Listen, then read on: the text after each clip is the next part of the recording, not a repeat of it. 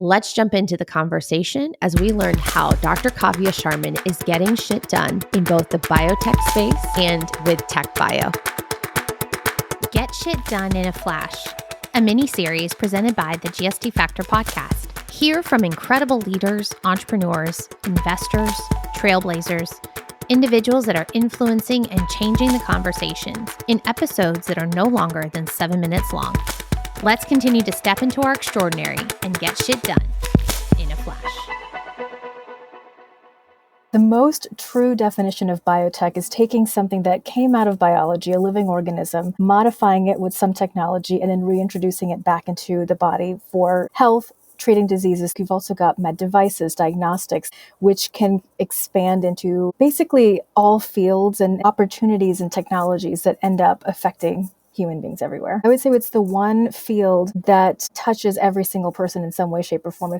So tech bio, and heavy emphasis on the tech first, is where biology meets engineering, software, data science. It's where we're actually using technology to accelerate biological discovery, to increase drug discovery, to increase specificity. But unlike true biotech, which often is a single solution, single shot on goal, you're building a single drug and taking it from phase 1, phase 2, phase 3, into the clinic, tech bio is essentially companies and technologies that are facilitating or potentially helping that process, making it faster, making the manufacturing better, reducing toxicity, making better predictions, that kind of thing. So it's truly technology first applied into biology and healthcare and drug discovery. As of just a few years ago, thanks to artificial intelligence, AI advancements, ChatGPT, large language models, we now have the capacity to interrogate data sets in a way that we've never been able to do before. And the exciting thing is we're sitting on so much exciting data. The timing is so perfect and the opportunities are so exciting because we finally have the technology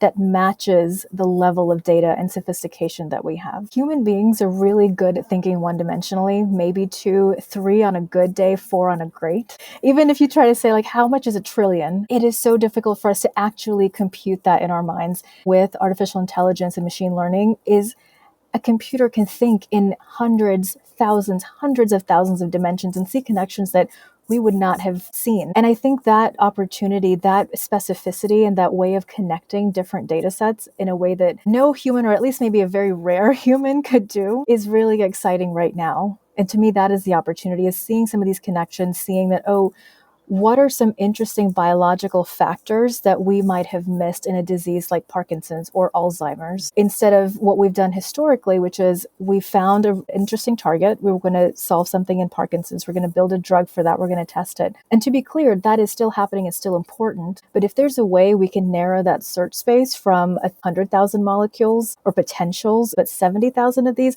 are never going to be able to be manufactured. And 10,000 of these will never be able to be safe enough for a human being. By narrowing down that space, we're not necessarily replacing any part of this drug discovery process, but we are leveraging AI and machine learning and genetic information to make better and more precise discoveries. I was talking to a neuroscientist the other day, and he and his team used to take these large imaging data sets, and they would take probably 12 hours each image, and they have 1,000 of these to annotate and say, like, this is the marker, this is one part of the brain, and it's a very manual process.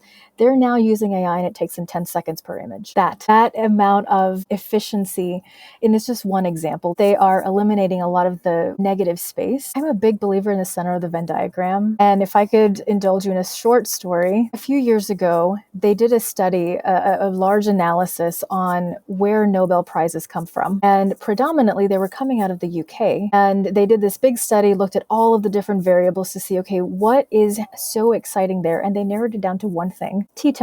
Because every single day, everybody without fail, whether you're a full professor or a graduate student or undergrad, pause in the middle of the day, come out, have a cup of tea, sit together, and they're all scientists, they're all nerds. We're going to talk about science and what we're building. And before you know it, you start seeing these intersectionalities and the centers of the Venn diagrams, and that is where innovation happens. We're starting to see different cities are really good at different things. Columbus, Ohio is a gene therapy capital. Most clinical trials are done in Houston, Texas, out of MD Anderson. There are so many exciting hubs, and each of these cities, each of these ecosystems is so well positioned for their particular focus. The same way that Nashville is really good at healthcare and healthcare services.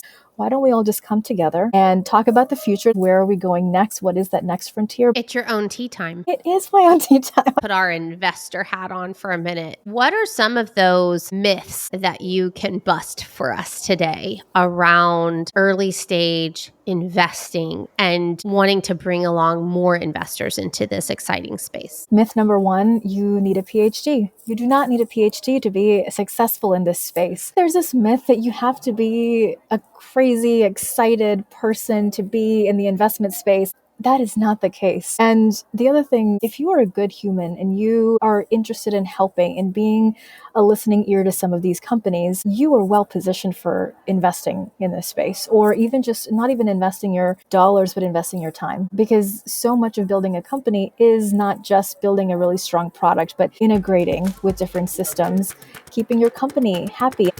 You're getting shit done. Dr. Kavya Sharman. Thank you for listening to Get Shit Done in a Flash, a mini-series by the GST Factor podcast. Are you an influential leader that has a dream to write a book and put your words out into the world? Reach out to us today so we can help make your book dream a reality. Let's get shit done.